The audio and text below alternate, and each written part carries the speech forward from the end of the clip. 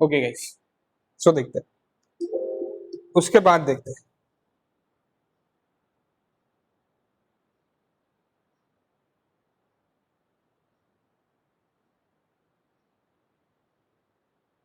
Design bending moment तक last हो गया था, तो चेक फॉर हैंडलिंग स्ट्रेस में है, उसके बाद देखते हैं next step.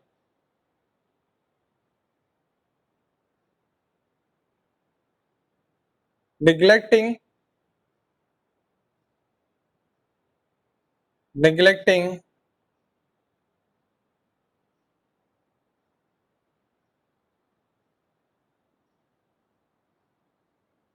B and C bars, B and C bars, अब ये क्या है बताता मैं, C bars and considering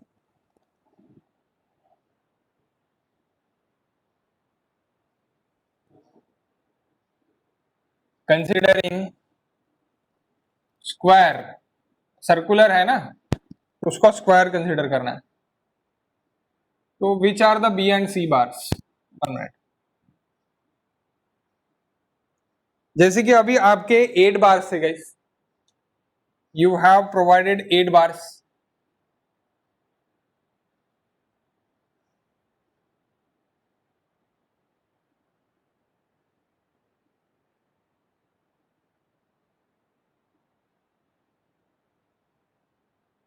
सो ये बी एंड सी बार्स मैं डिलीट कर देता, ये जो बी बार एंड सी बार है ये मैं निगलेक्ट कर देता, तो बचे मेरे ऊपर के 3 और नीचे के 3, ऊपर के 3 एंड नीचे के 3, ऐसे 3 बार बचा। तो देखो अभी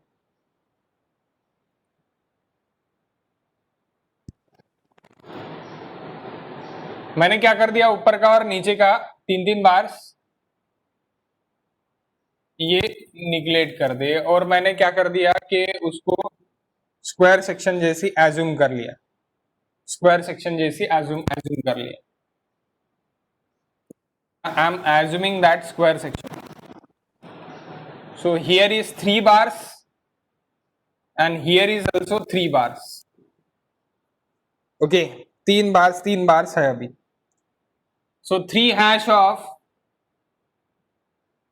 20 mm फाइन है गाइस, 20 mm फाइन है, 20 mm फाइन है ना,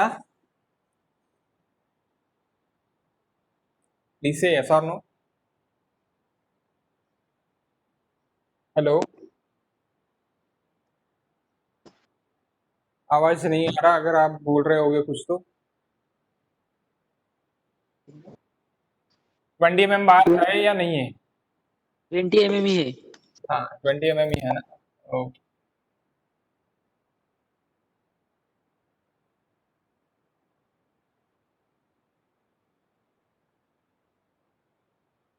three hash of 20 mm, okay.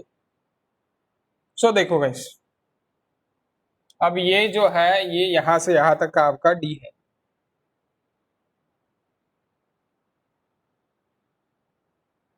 आपको अभी सॉल्व करना है WSN के कंसेप्ट से, डबली रेनफोर्स, तो it is your stress diagram now,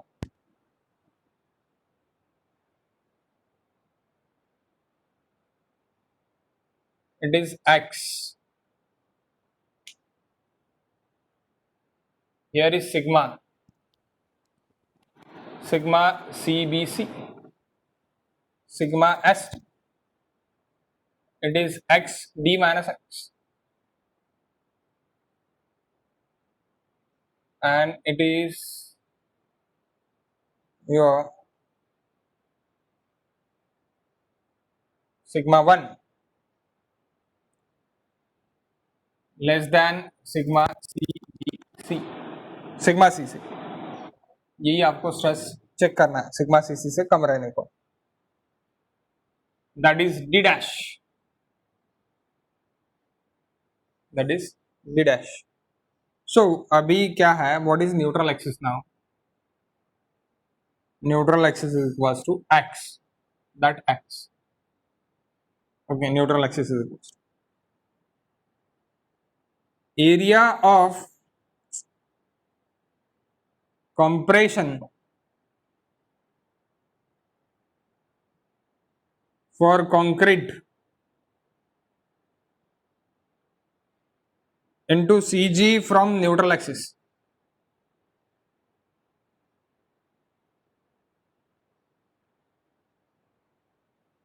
plus area of compression steel into CG is equals to area of steel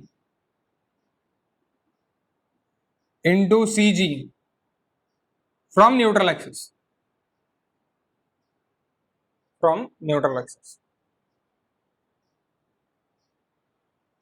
area of steel into CG from neutral axis.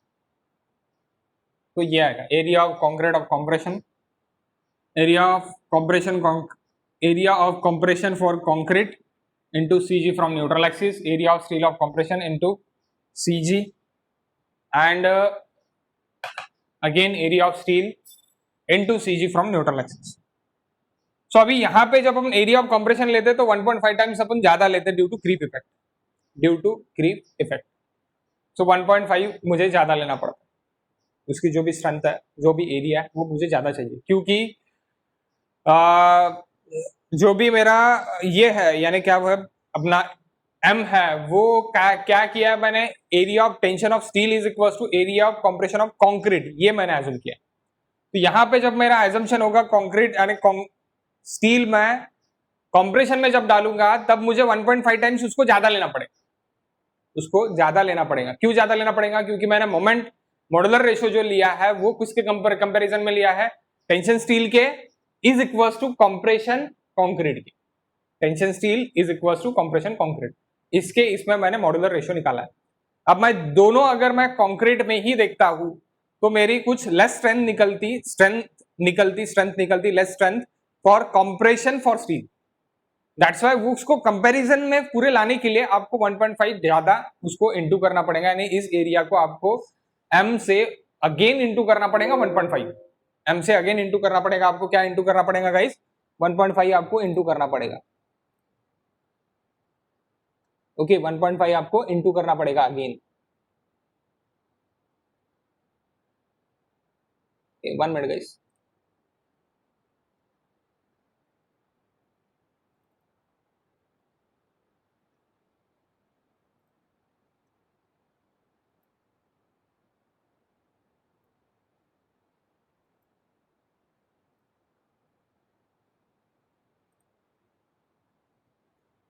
Okay इसको 1 से फिर से आपको into करना पड़ेगा. Okay m से into करने के बाद 1.5 से फिर से आपको इंटू करना पड़ेगा. तो कैसे आएगा, कैसे देखेंगे? देखो that is b. Okay so b into x, 1 minute, ये दिख नहीं रहा होगा ना, b into x by 2 plus, अब ये b इंटू एक्स ये हो गया, x by 2 CG from the neutral axis हो गया, that x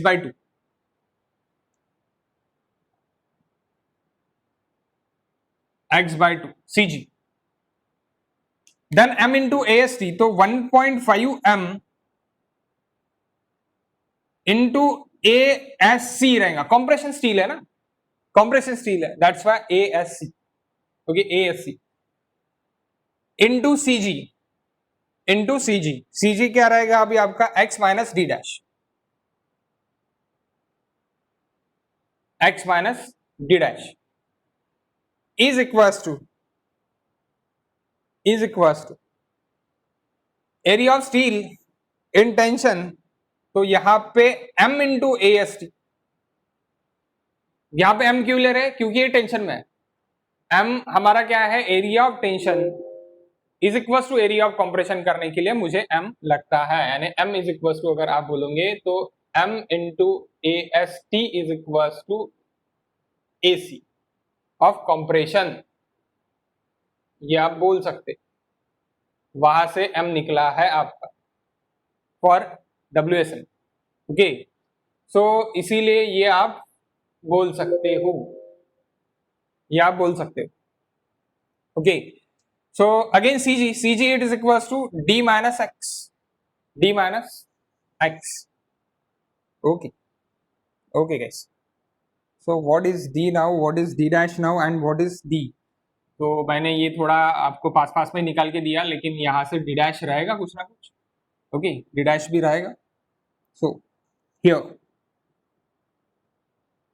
D is equals to 500 mm, M is equals to 13.33। D dash कितना लिया था गाइस? D डैश कितना लिया था अपन ने पाइल में, बताओ। I want D dash. Clear cover कितना लिया था वो तो भी बता दो। हाँ, how much taken clear cover? 50 mm ना, आई थिंक सो।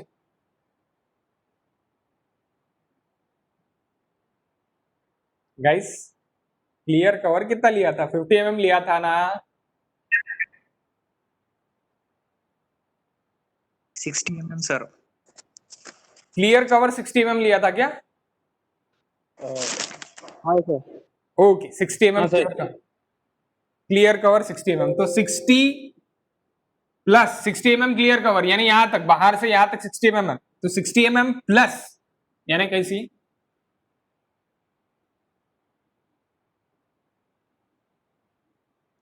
सर ते महेंद्रला ऍड व्हायचं आहे म्हणते सर। लेट जॉईन कर म्हणा, परत अजून हे करताय। एक मिनिट,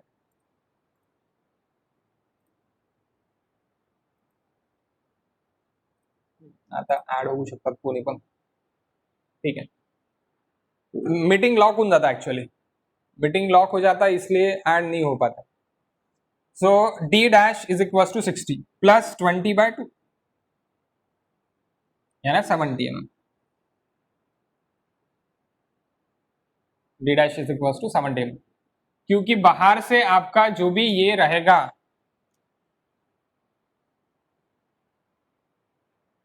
तो ये कितना रहेगा? Clear cover plus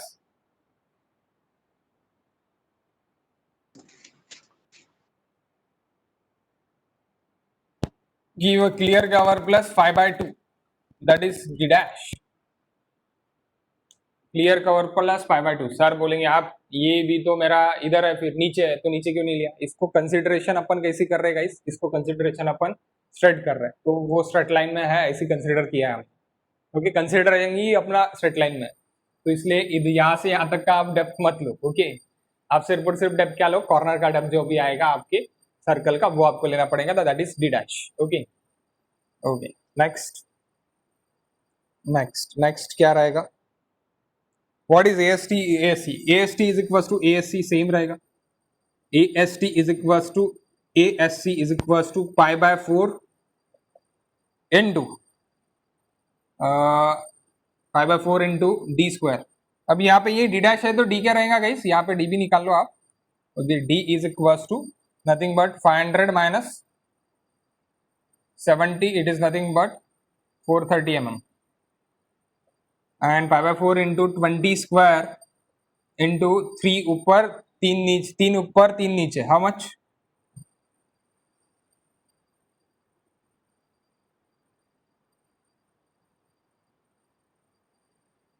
how much guys? जल्दी जल्दी बताओ, एंडिंग पे है अभी। 942.48। 942.42, okay, 942.48, 48। Okay, mm square, 942.48 mm square. Okay, तो what is x now? What is x?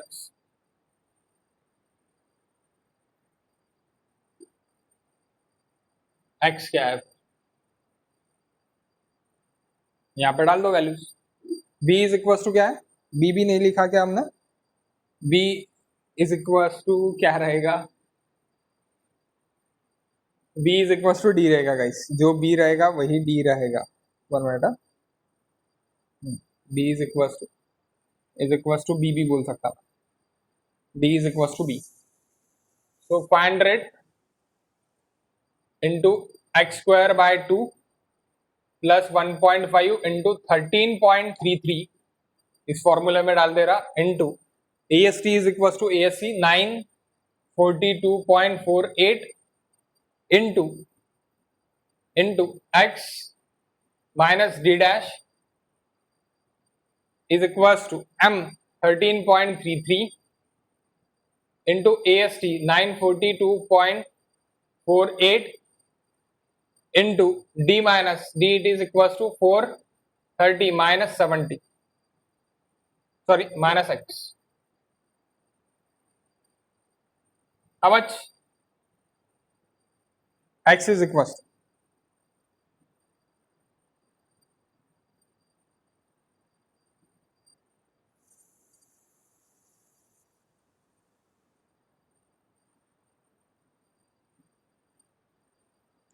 12.77 112.77 क्या? हाँ sir 112.77, oh 112.77.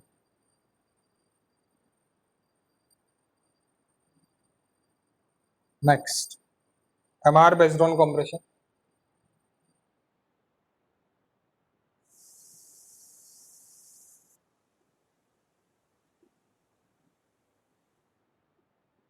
MR based on compression.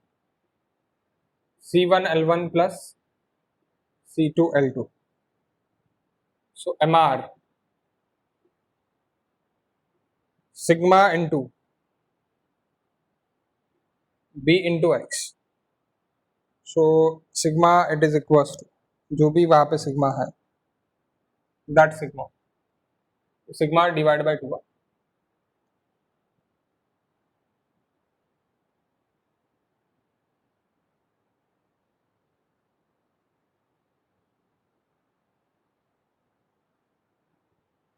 sigma divided by 2 into B into X, that is C1 into L1 it is equals to D minus X by 3 plus sigma 1 into 1.5 m minus 1 1.5 m minus 1 ASC into D minus D dash into D minus D dash. Okay, so अभी आपका क्या चाहिए, आपको sigma चाहिए।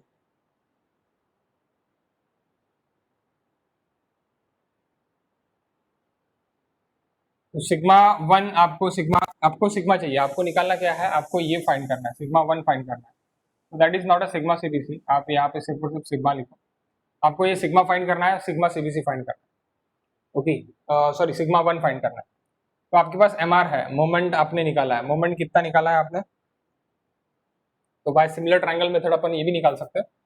Bye similar triangle method यानी ये क्या हो जाएगा, ये यहाँ से यहाँ तक सिमिलर ट्रायंगल मेथड, ये सी कुछ ना कुछ यहाँ पे लगेगा, that is C1, okay C1, तो ये distance is equal to C1 के लिए ये जो भी रहेगा, ये डिस्टेंस यहाँ से लेके यहाँ तक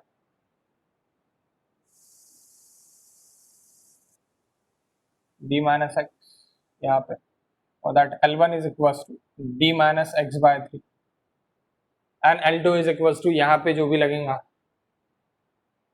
यहाँ पे मेरा C2 लगेगा,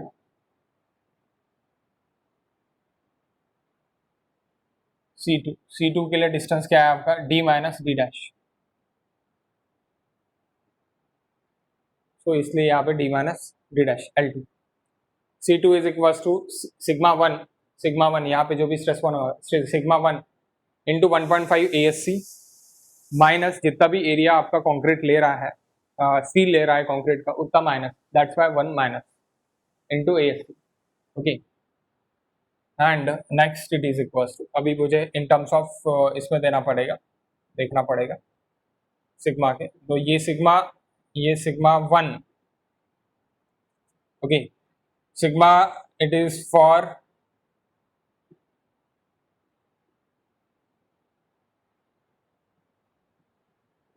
sigma it is for x it is equals to 112.77 and sigma 1 it is for, ये तो बहुत ही नीचे आएगा क्योंकि ये क्या है, डी डैश आपका कितना है, D dash is equals to 70 mm, that is sigma 1, तो ये बचा कितना गाइस, 70 माइनस 112.77 माइनस 70, यानी 10 और 40 42.77, ओके। सो देखो अब यहां से मैं क्या करूंगा, मैं रिलेशन निकालूंगा, रिलेशन कैसे निकलेगा देखो, sigma divide by 112.77 is equals, मुझे सिग्मा 1 ही चाहिए, तो इन टर्म्स ऑफ मैं क्या करता, सिग्मा 1 को ही निकालता, sigma 1 divide bye 42.77, okay, sigma 112.77 के लिए, तो सिग्मा 1 42.77, तो सिग्मा 1 के यानी सिग्मा के टर्म में निकाल लो, सिग्मा के टर्म में निकाल लेता मैं, तो sigma is equals 112.77 divide bye 42.77 into sigma 1, how much, ऐसी भी डाला तो भी चलेगा, यहाँ पे ये भी डायरेक्टली आपने पुट किया तो भी चलेगा, लेकिन आप रेशो में बता दो वैल्यू क्या आती, बेटर रहेगा, क्या आती गाइस वैल्यू, बाद में जो भी मेरा मोमेंट था, bending moment is equal to करके मुझे निकालना है बाकी, कैन आई एरेज दिस, हाँ सर, ओके, 3 sigma 1 3 सिग्मा 1 ना, 3 पॉइंट समथिंग नहीं आ रहा ना कुछ भी, 2.64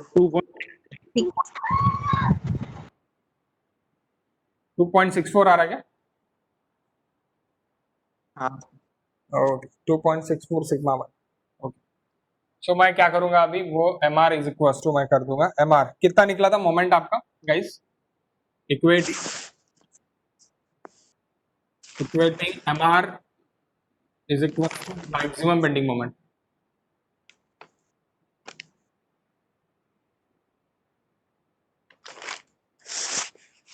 how much bending moment, 19.25 आवाज नहीं आता please, 1.25 19.25 19.25,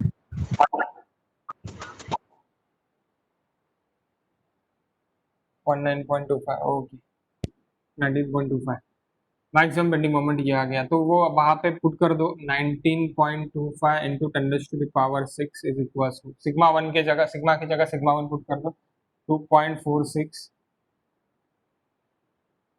sigma 1 divide by 2 into B 500 into x 112.77 D it is equal to 430 minus 112.77 divide by 3 plus sigma 1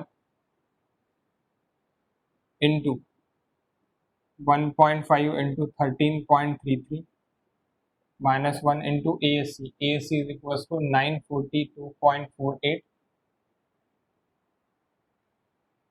into D 430 minus D dash is equals to 70, D dash is equals to 70, how much sigma 1, this is should be less than sigma cc is 5, अगर greater है तो fail है, greater नहीं है तो पास है, यहाँ पे आपका ये क्या होता, पाइल फाउंडेशन इज ओवर, ये स्टेप पे पाइल फाउंडेशन खत्म होता,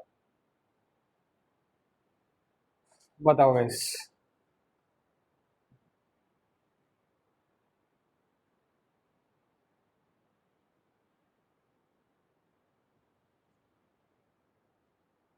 आराम से बताओ, घाई नहीं है, कोई भी घाई गड़बड़ वाला चीज नहीं है, आराम से बताओ।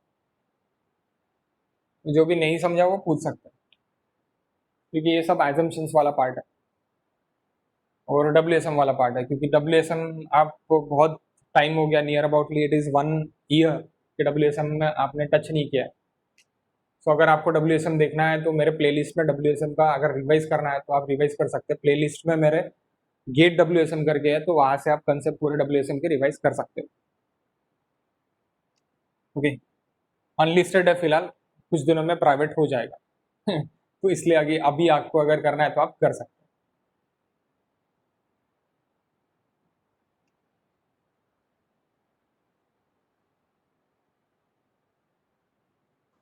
2.55. 2.55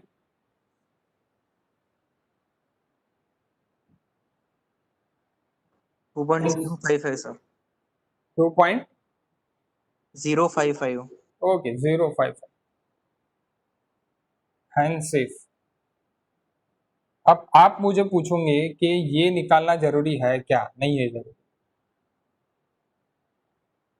अगर आपको बोला है क्वेश्चन में कि चेक फॉर हैंडलिंग स्ट्रेस, तो ही आपको ये step check for handling stress की करनी है। अदरवाइज क्वेश्चन कहाँ पे खत्म हो गया? लैटरल रेनफोर्समेंट पे, जब अपन ने स्पार्क्स प्रोवाइड किए, स्पेसर एंड स्पार्क्स, वहां पे ही खत्म हो गया। समझे क्या? नोट लिख लो यार, क्योंकि मैक्सिमम पीपल्स क्या सोचते कि अरे इतना बड़ा है और इतना खराब है इतना खराब नहीं, इजी है, एडवांस आरसीसी इजी है, कुछ खराब वराब नहीं है। ठीक है, आपको पहला जो प्रॉब्लम है वो मैं यानी पूरे स्टेप से लेके जाता करके वो बहुत बड़ा लगता है, लेकिन वो छोटे प्रॉब्लम्स है। Okay, as as your comparison अगर देखिए तो वो छोटे प्रॉब्लम्स है, इसलिए आप यानी आपको जो भी ये है इसी टाइप का, यानी इसमें मैंने 25 mm यूज करके मेरे पास नोट स्कैन करके मैं भेजता, यानी उसमें आपको पूरा का पूरा ये मिल जाएगा। क्या कैप हो जाने के बाद में मैं भेज दूंगा। ओके, कैप का डिजाइन हो जाने के बाद में भेज दूंगा, यानी आपके पास नोट्स भी रहेंगे प्रीवियस वाले। तो इतना इजी है कि ये आपको नहीं करना है। कब नहीं करना है? जब आपको हैंडलिंग स्ट्रेस नहीं पूछा है तो नहीं करना है। नोट लिखो इसके नीचे, एक नोट।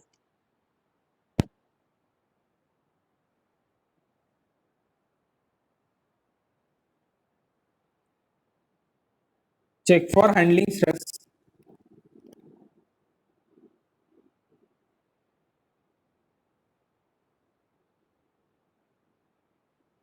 ये अगर बोला है क्वेश्चन में check for handling stress, it's given in problem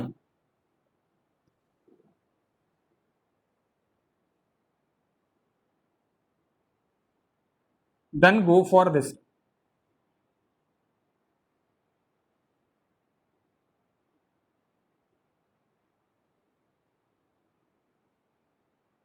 Otherwise neglect this.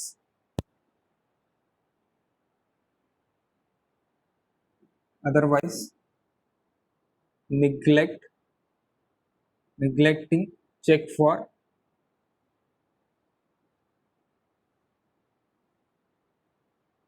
handling stress. Got it guys? Check for handling stress, otherwise मैं क्या कर दूंगा? निग्लेक्ट कर दूंगा, मैं नहीं रखूंगा। ठीक है, यहाँ तक ही। अब आपको बहुत जनों को यहाँ पे प्रॉब्लम होगा कि सर ये बी और सी जो भी रॉड है उसका क्या होगा तो गाइज ये टोटली एजम्पशन वाला पार्ट है। This part is given in only Punamia, और पुनमिया ही देखिए है। बाकी अगर आप कहीं पे भी जाओगे तो check for handling stress is not step ही नहीं है। ओके, सो पुनमिया क्या बोलता है कि सर्कुलर को आप रेक्टेंगुलर एज्यूम करो। रेक्टेंगुलर एज्यूम करके सर, जो बार आपने, हाँ बोलो। सिग्मा 1 ची व्हॅल्यू माझी 0.571 येत आहे. नाही रे, काहीतरी चुकवत हो आहे। सर, 0.5. 2.46 लिहिलं सर तुम्ही. 2.64 पाहिजे. काय? 2.64 2.64 आहे इथे, हा ठीक आहे, इथे 64 आहे, तरी पण आरामात काढा, काही घाई नाही आहे आपल्याला। 500 54 येता है। 0.54. ठीक है 0.54 रहता है तो 0.54 इट इज लेस देन 5 ना, बट हाँ हाँ इट्स ओके सेफ है। सेफ। 5 से कम रहने को ना, सिग्मा सीसी डायरेक्ट स्ट्रेस से कम रहने का। सिग्मा सीसी क्या है तुम्हारा? तुम्हारा है डायरेक्ट स्ट्रेस, डायरेक्ट स्ट्रेस से कम रहने को। तो ये देखो गाइस, ये क्वेश्चन है हैंडलिंग स्ट्रेस में, अगर आपका ऑब्जेक्टिव पेपर रहा तो ये क्वेश्चन बनेगा, ये क्वेश्चन बनेगा। क्वेश्चन क्या बनेगा कि सिग्मा वन यानी क्या कि अपर फाइबर का जो भी स्ट्रेस है, अपर फाइबर का यानी अपर फाइबर यानी कंप्रेशन रेनफोर्समेंट में जो भी स्ट्रेस रहेगा वो स्ट्रेस आपका डायरेक्ट स्ट्रेस से कम रहने को। वो भी नोट लिख लो आप, वो भी एक ऑब्जेक्टिव क्वेश्चन है, ये हैंडलिंग स्ट्रेस में ऑब्जेक्टिव क्वेश्चन बनता है। तो ये बनेगा ऑब्जेक्टिव क्वेश्चन। ओके, तो ऑब्जेक्टिव क्वेश्चन आप लिख लो कि यहाँ पे क्वेश्चन यानी नोट लिख लो, वो नोट में ही क्वेश्चन पूछेंगे।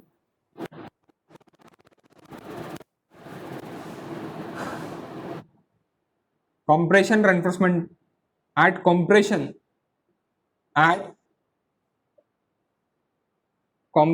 reinforcement level stress sigma 1 at compression reinforcement यानी ASC की जगह जो भी स्ट्रेस लगता है that sigma 1 it should be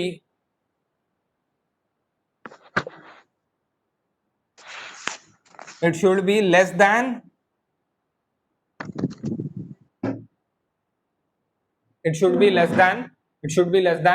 direct compression stress.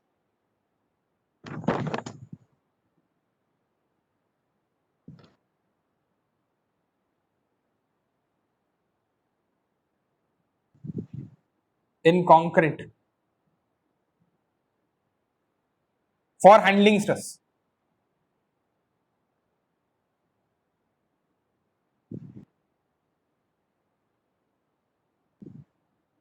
Okay अगर ऑब्जेक्टिव रहा तो ये क्वेश्चन बनेगा फाइल में। वो बाकी भी क्वेश्चंस बनेंगे, बाकी तो मैंने लिख के दिया है, रूल्स है, मैंने भेजे पीडीएफ, लेकिन वो पीडीएफ से भी आपको पढ़ना ही है। लेकिन ये भी क्वेश्चन बनेगा। ओके, ये भी क्वेश्चन बनेगा। तो समझा है? कोई doubt, any doubt about this? ये मैं ये बोल रहा था कि बी और सी आपको निगलेक्ट करना है, क्योंकि वो न्यूट्रल एक्सिस पे आ रहा है, तो उसका जो भी न्यूट्रल एक्सिस पे आ रहा है इसे कंसिडर करके उसको निगलेक्ट करना है। यानी वो बहुत नीचे आ रहा है, नियर द न्यूट्रल एक्सिस आ रहा है। बी और सी क्यों निगलेक्ट कर रहे हैं? Neglecting B and C bars क्यों निगलेक्ट कर रहे हैं? Because of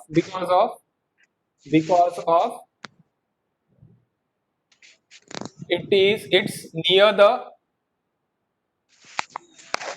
near the neutral axis, near the neutral axis रहेगी, इसलिए उसको निगलेक्ट कर रहे हैं। ओके, बी और सी बार को, bar B and C and middle bars, तो वो भी क्वेश्चन रह सकता है आपका क्या में, आपके इसमें रह सकता है, यानी ऑब्जेक्टिव में रह सकता है। ओके, हैंडलिंग स्ट्रेस के बारे में, हैंडलिंग स्ट्रेस के बारे में। Okay okay, any doubt again? कुछ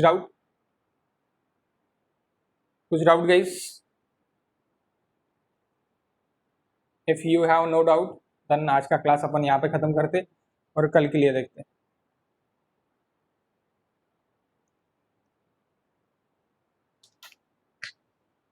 डाउट है क्या? बोलो ना।